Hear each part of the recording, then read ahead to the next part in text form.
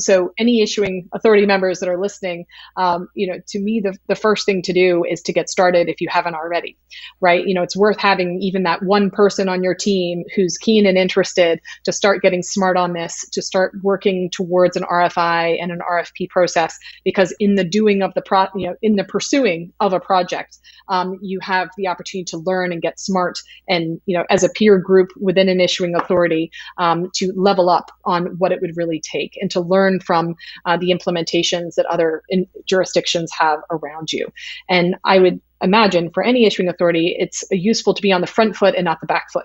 So instead of being surprised by a request from, the European Union to do X by a timeline, or a governor to do something, or a legislature to pass a sudden demand, or a digital platform to launch a service that becomes available, and then all your citizens are demanding that come to you, it's better to be on the front foot and be able to answer that by knowing what it'll take.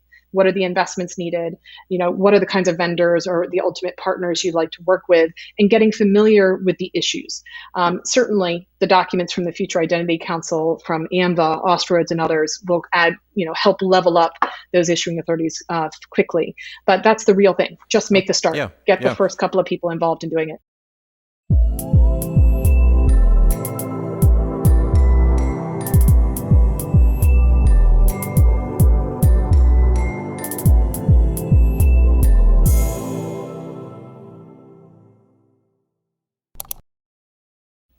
Hello and welcome to another episode from SCY Studios. My name's Jeff Slagle and I'm the President and Chief Business Development Officer at Scitalis. And it really is a pleasure to welcome you to the latest edition of SCY Studios. We have a very, very special guest today, and I'd like to go ahead and bring her in. I'd like to welcome you, Gail Hodges. How are you doing? Hi, everybody. Yes, great to be here, Jeff. Thank you for having me. It's such an honor. Oh my gosh, I've been so excited about this. I was excited about SCY Studios kind of launching and creating a platform for people inside of the electronic identity community to have these kinds of conversations, but it is really, really a treat that we get time with you today.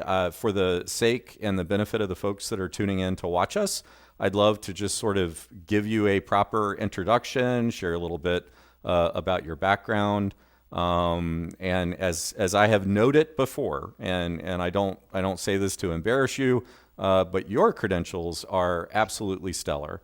And so you did your undergrad work at Princeton, you have a master's from Harvard, you've had all kinds of interesting jobs along the way in your career path. I know that at one point in time you were working for American Express, you've worked for HSBC. I think that when you and I met, you were actually working for Apple. You were working for Apple Pay, and now you are leading things on a number of fronts. But you're really here today in your capacity as the founder of the Future Identity Council.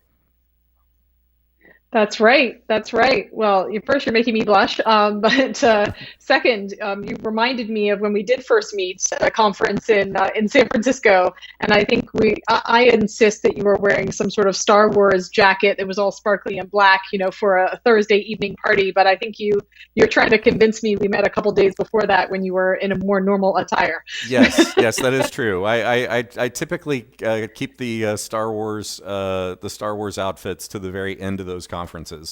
But yeah, that was fun. Yeah, and wow, so much has happened between then and now. It really has. I was working in a different job, and so there's been a lot of change. There are new little humans in your world that weren't around back then. So yeah, well, this is great. Listen, thank you again for taking the time. I know that you're very busy. I know that you have a lot of things going on.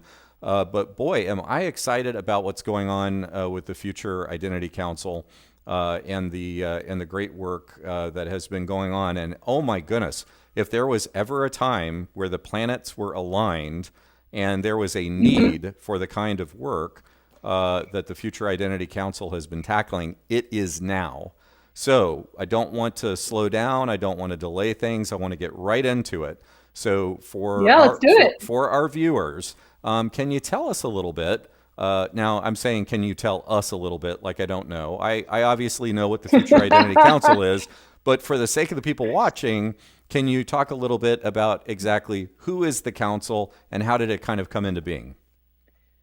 Yeah, absolutely. And you're going to have to take some blame or some credit where credit's due for the inception of the Future Identity Council, Jeff. Because as you said, that was both over a year ago. I think you were the first person I reached out to when you were still at AMBA, and I said, I think there is this opportunity to look at how the ecosystem can mature, how we can work together across public and private partners in order to kind of address the rules of the road, fill in some of the gaps here. There's a lot of quick moving activity happening with the standards, happening with private sector development.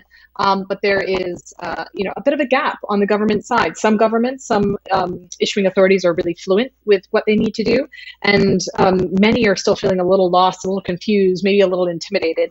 So there's an opportunity for us to help, all of the issuing authorities around the world to develop some of those best practices. So, you were there.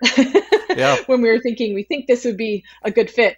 And Jeff, I think you said this is the right time. It's been a fantastic year of progress since we first shared. And I'm pretty sure you were that co-chair on that very first meeting last August. Yeah. And a lot has happened since then. There is, and also a tip of the hat to your success in all of the people that you've been able to draw, because you really do have, in my opinion, the right folks in the room.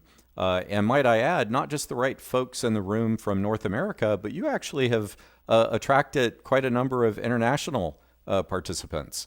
So that's really exciting, right? Because the work that's being tackled is not unique to North America.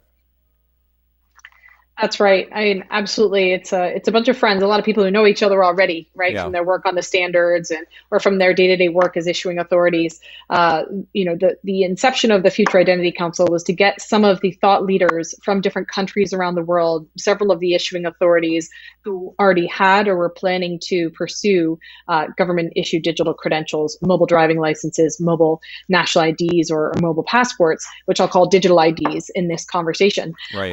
They were keen to do that. And a lot of private sector partners were trying to support them with vendor solutions like Scatalysis.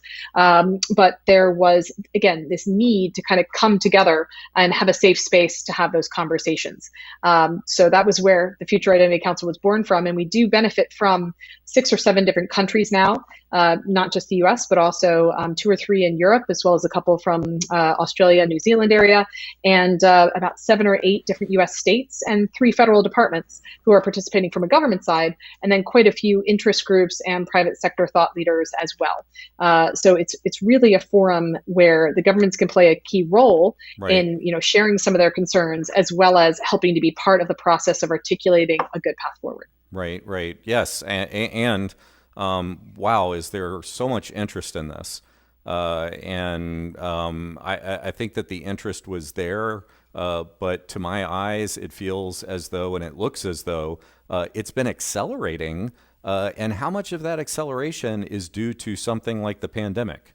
There's sort of this undeniable that we now have like more sensitivity towards things that need to move online and things that need to be automated and where can we get these gains? And so it really has been quite satisfying to see how work that started a very long time ago, and I mean long time ago, is really bearing fruit.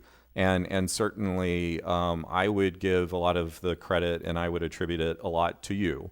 You've been in real important places at very key times here as we've known each other and been working together. And I just think that it's exciting, and the guidelines right now are the very thing that is needed. The standards are great, and I'm all about standards, but you need more than just the standards. And so it's really, I think it's awesome how FIC has been able to kind of identify all of the moving pieces and where the gaps are and where the connections need to be, and the success that you're having and that you will have because you certainly have really nice momentum, and you do have the right support. So congratulations on the progress that you've made, and emphasis on that there's more to be made. So by There is. by no means are we there, There is. quite yet. So you've talked a little bit about who the future Identity Council is, and kind of what has given rise to it, and sort of what it's focused on. Let's talk a little bit about this immediate thing that you have, that you're trying to put the finishing touches on. And I'll go ahead and just kind of turn it over to you to sort of talk through the guidelines. Yeah, absolutely. You were right that the progress on the standards is just fantastic, right? I mean, they're just like dotting I's and crossing T's to formally go through votes and push out the door that first draft of the ISO 18013-5 standards for mobile driving licenses, which is Right. kind of like the tip of the iceberg, to allow for a global standard for interoperable acceptance of mobile driving licenses. And it's providing a template for what national IDs could be doing to follow, and those conversations are already happening. They're scoped, of course, just for the physical environment, for physical acceptance, with a subsequent set of standards discussions going on for the online acceptance of those mobile driving licenses. So a lot of really great work is happening right now Right, and is right. on the cusp. But what I was hearing from issuing authorities was concerning to them was that they were worried about the wider programmatic approaches. Like, how do I actually pull this together? And it's a little bit more than how do I pick a vendor? How do I go through an RFI process? Like, they know how to do that. It's more like there's a certain set of dependencies that they have on a wider ecosystem that they're not used to having that sort of concern for. And so they have a new set of issues around how they protect users' privacy, a new set of issues around security and managing attack vectors that they might be opened up to by introducing these capabilities, and making sure that when they launch, it will be a scalable solution, that they're not going it alone. So there are a lot of considerations that issuing authorities are facing, and equally then the relying parties can't build something and wait for it to come. Both parts of the ecosystem have to evolve and emerge at the same time. You mentioned like really good work that's happening, not just the standards, in which many private sector leaders are participating, including my former employer, Apple. Apple and Google and many leading vendors like Scitalis have been at the ground floor in developing those standards. But you also have some recent announcements that have been going on. So in in Europe, you have the EU Digital Wallet Initiative, where that's still going to flesh out, but there Right. is some potential. I'm Sure. hearing Yep. Yep. that digital IDs are being part of that effort. Hmm. How exactly that will manifest, I think we as a community need to feed in to that European effort.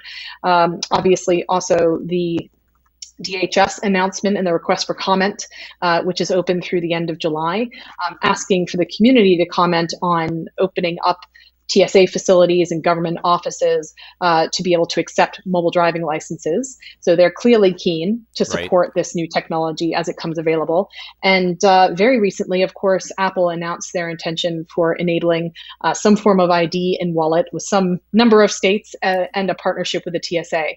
So clearly there's more to come, from them in the months ahead on what that might look like. But it's a really interesting time.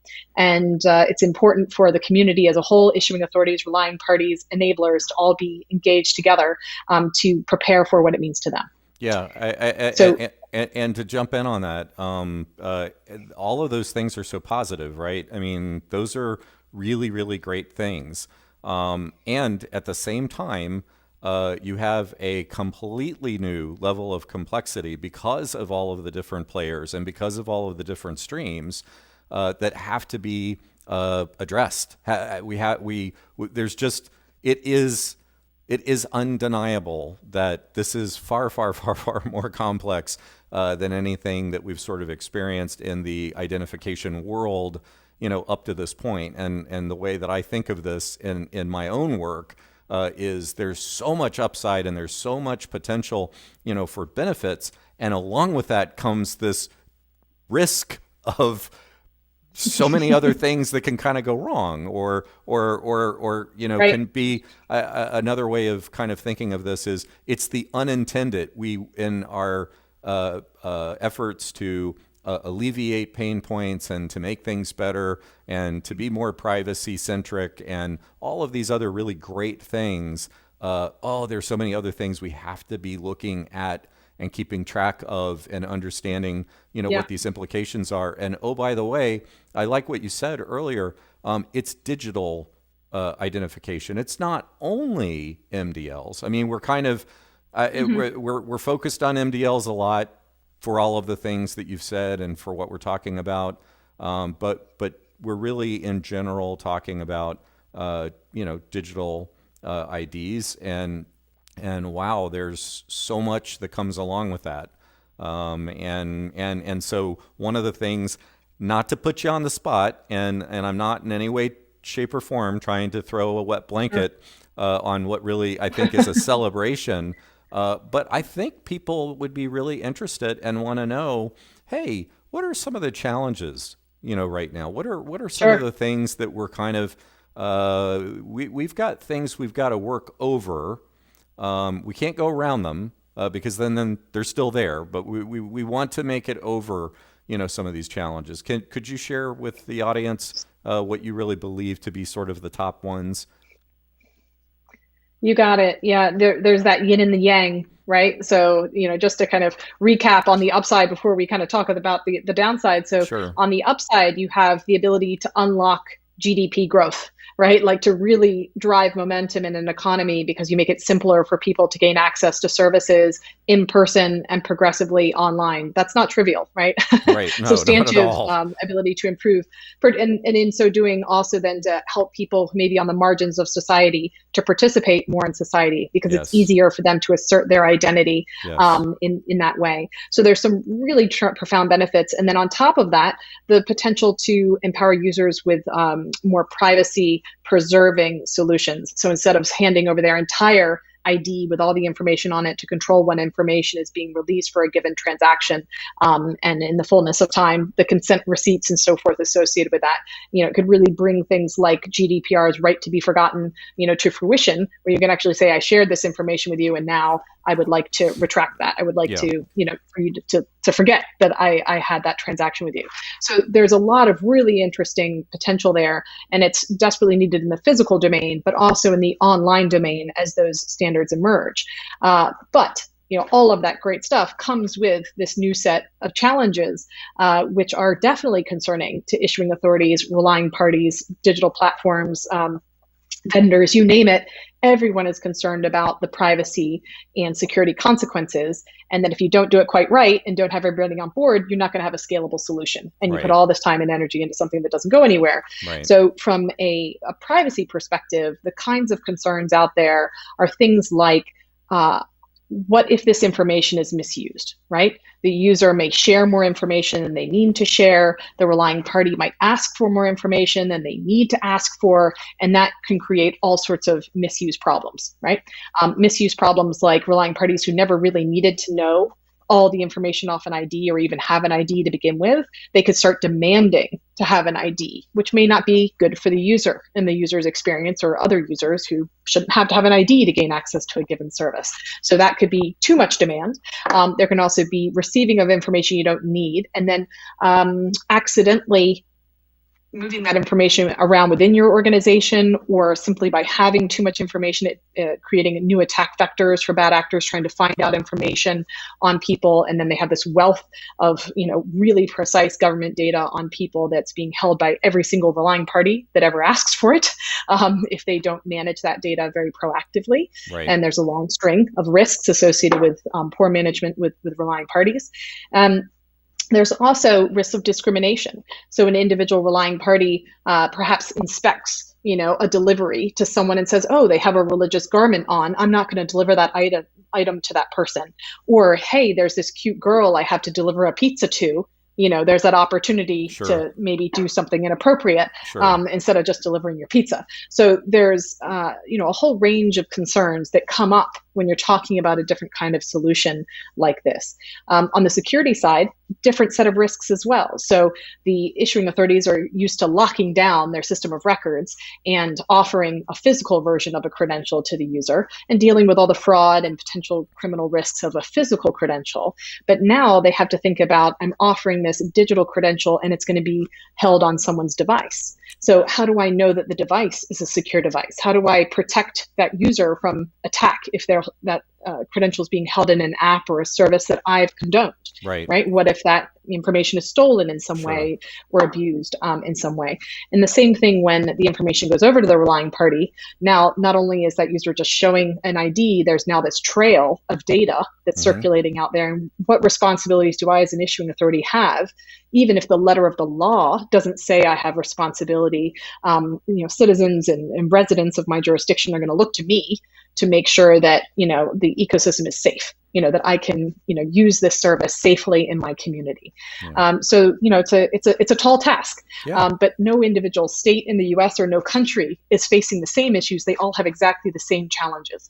Right. Yeah. Oh, they absolutely do. And so that's another interesting part to this, is that as you do have an opportunity to interact with people abroad and outside of the U.S., you find out that everyone is kind of dealing with the same thing. Everybody has similar goals and things that they're trying to accomplish. And we do end up absolutely getting there quicker by working together.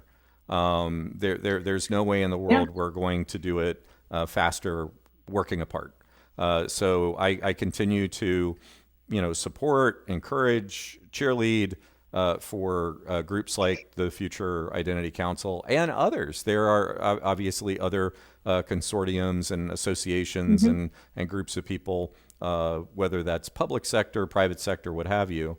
So if we can, I'd like to go back to something that I kind of said at the beginning. I want to talk about timing. Right now is a great time. There's all kinds of really interesting things going on, and you've alluded to this as well, where you have the federal government right now that has a very keen interest in what needs to maybe happen on their side in order to go ahead and maybe leverage MDL for Real ID purposes and beyond. I know that the Real ID stuff is maybe the starting place. Right now, AMVA, the American Association of Motor Vehicle Administrators, they have some very interesting work that is going on. We had, in fact, you know this, maybe you don't know this, but we actually had them on as our very first, Ian Grossman, their vice president, to kick us off, and so they have some interesting things happening that I think are going to be great for the DMV community. And I know that AMVA as an association takes its lead from its board. And so it's really, really important to keep in mind that any of the things that AMVA is really working on, it's a member-driven, member-led organization. And so it really is the members that are in agreement that this is what they want to do, this is the direction that they want to go in. And so I know that they had put out an RFI for a digital trust service, and so now there's even more of a need for the good work that Future Identity Council has been doing to come in and say, well, we know that these are your aspirations, and we understand that this is sort of your requirements, if you will. This is the what we'd like to perhaps put in front of you. Our recommendations on how this is how you're going to be able to accomplish those things, and so we're going to make sure that we provide links down below in the description for this video for people to be able to go and to see the guidelines as they stand and have an opportunity to comment on them. But what else do you want them to do? Yeah, I'm glad you've mentioned the guidelines, or what we're now calling the recommendations from the Future Identity Council, because it fits into that wider timeline you were just talking about. Hmm. The At the inception of the Future Identity Council, we said we wanted to tackle the meat and potatoes of what issuing authorities and their partners needed to do, and what sat between the standards and policies, knowing that Right. both standards and policies were a little immature. So how do we set out a playbook, that would be really straightforward and obvious, but pull together the moving pieces of the standards, not just ISO 18013.5, but others as well. And as we went through that process, AMVA published their digital trust service RFI. We fed into that with our Hmm. expert views of our community, and we were delighted to hear them decide in April that they would indeed move ahead with the digital trust service. And that, again, decision was only just taken in April, but that's a really good step forward.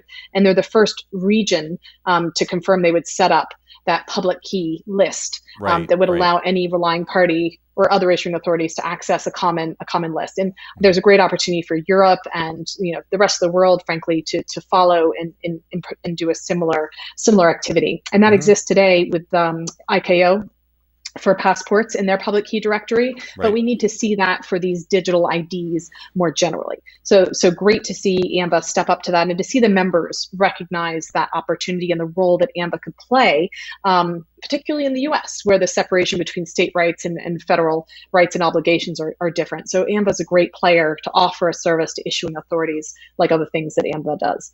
AMBA is also our kind of strategic partner in the Future Identity Council. They've been helping to co-host the discussions, you in the beginning, and now Ian Grossman and members of their team are co-facilitating our work group. So they're doing fantastic work.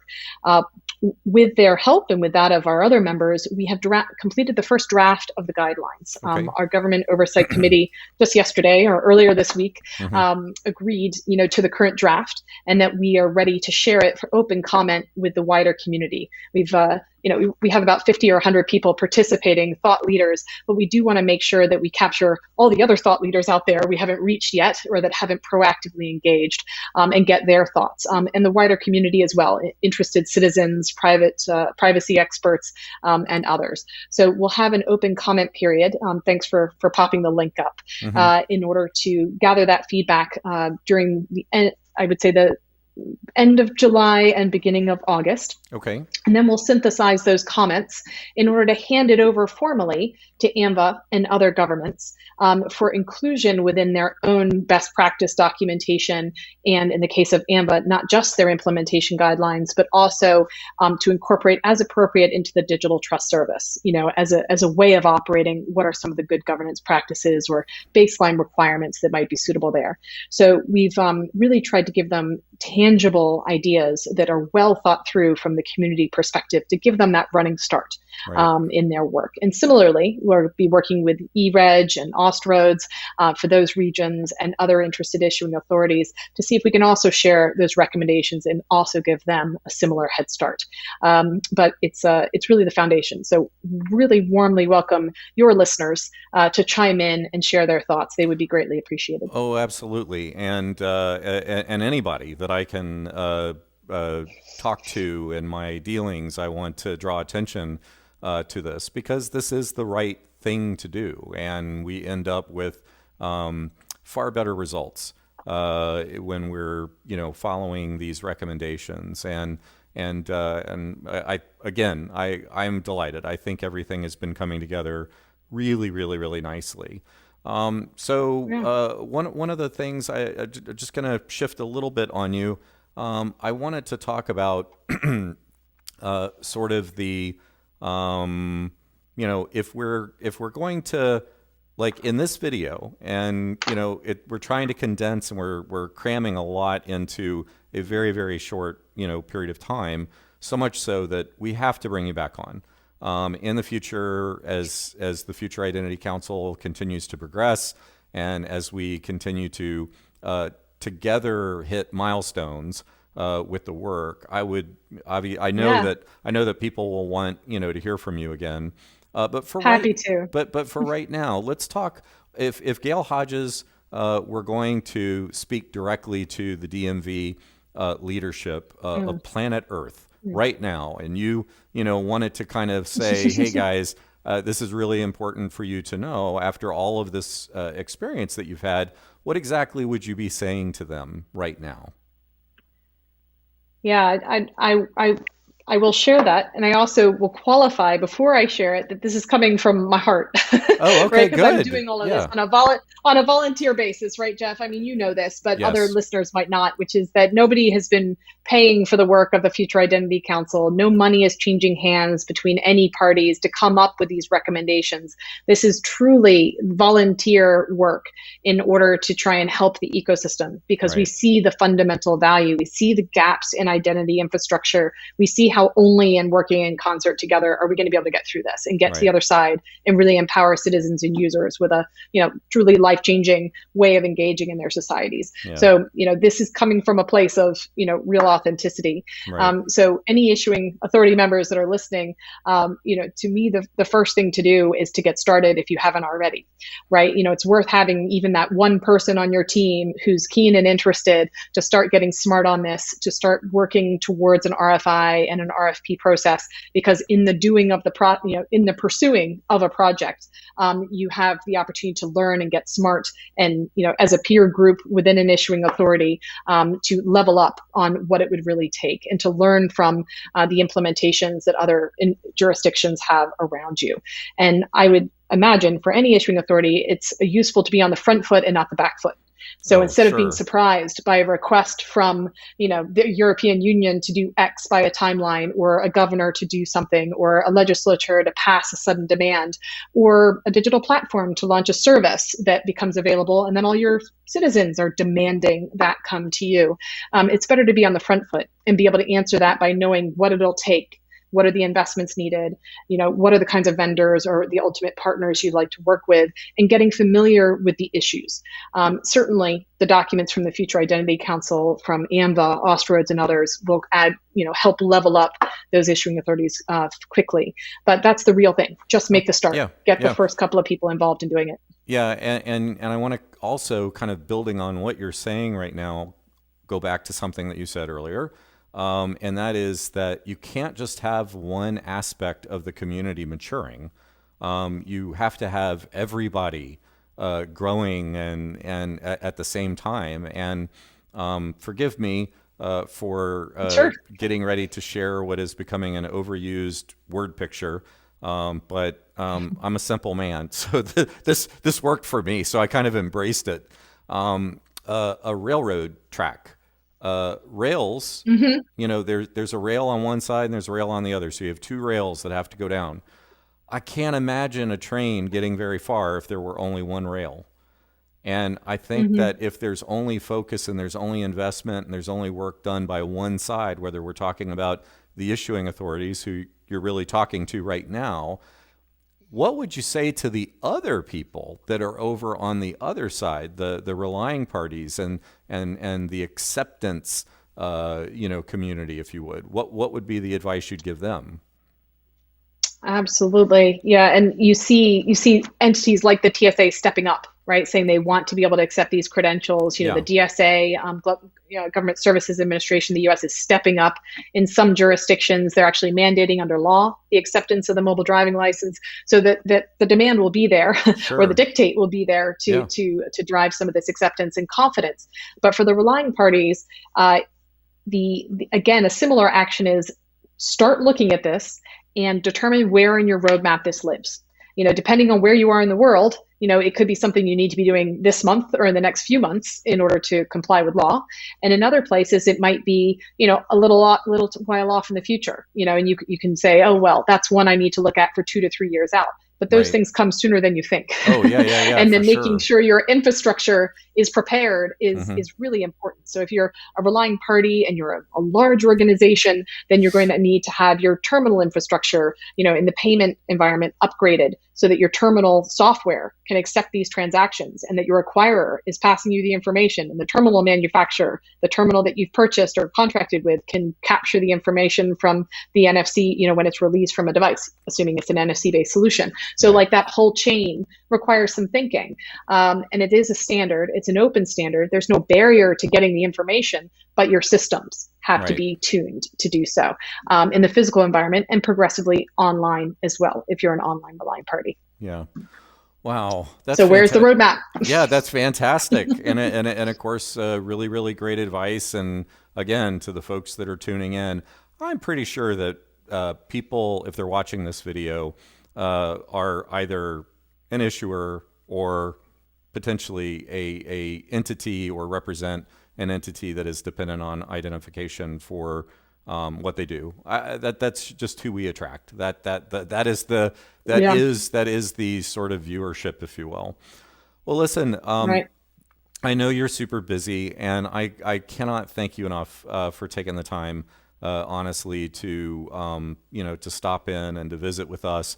And of course, we want you back because you have so much great stuff that you continue to do, and you wear other hats, and maybe we get into that in a future episode of Sure. SCY Studios. But I want to just once again emphasize, please, please, please, if you're watching this, take a look at these guidelines and provide comment and Mm. provide feedback because it would be really valuable to the work that the Future Identity Council is doing.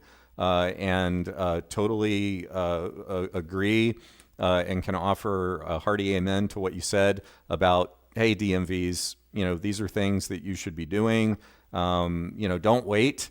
There's sort of these different stages and kind of stances that people take in movement on new things, and I just don't think that it's the wise thing to slow play this. I think now's the Mm. time for people to kind of jump in and better understand it. And there's all kinds of help for them for that to happen. And then your comment about roadmap, boy, really, really, really important. You gotta have what we're talking about in your roadmap. So Mm. Gail, I wanna end on a tradition question.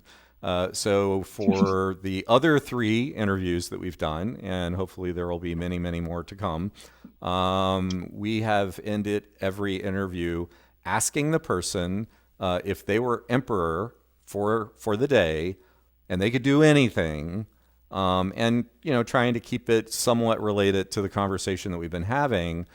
What would it be? So like you're imbued with this special power, and you're emperor for a day, and you could do anything. What do you do? Well, what immediately springs to mind is how wonderful it would be to be 5 years down the road where all of this has already happened, Oh right? And yeah, so citizens are walking around every single day, and they're able to present these credentials, use them online, use them in person. Everyone has access to them, and you remove that from friction from day to day lives. And frankly, the people watching this program become heroes, either unsung heroes or heroes because they help to actually get this stuff done. yeah, And that is vital work, and not fully appreciated or recognize the role that the issuing authority and the relying party communities need to do to gear this up. And that includes actually all the other sexy things happening around blockchain and verifiable credentials. That is complementary work. yeah. This is additive. By having these government issued credentials, they will strengthen all those other solutions that are out there. It's really important to the future, to be able to offer these government issued claims. So that being said, if we're talking about today and right this second, probably my near term wish would be that the issuing authorities are successful in gathering the funds they need to make the investments to actually get the work done. So Right. standing up the projects and working on execution, which is something they do so well. But getting access to the funds to kick off those projects would be a real quick win. Oh, that is that's fantastic, and that really is something that would be great. And you know what? We can hold out some hope. I don't know the likelihood, but we can hold out some hope that maybe that happens at some point. So, listen, thank you Yeah. again for the time. It was an absolute pleasure to have you on, and I wish you the very best in your endeavors here in the next month or so. I know that Thank you. I know that the handover of these recommendations is going to just really be quite successful, very well embraced, and everybody that's been involved in this work is going to be better because of the great work that you have been helping to lead. And so, from my end, a big giant thank you.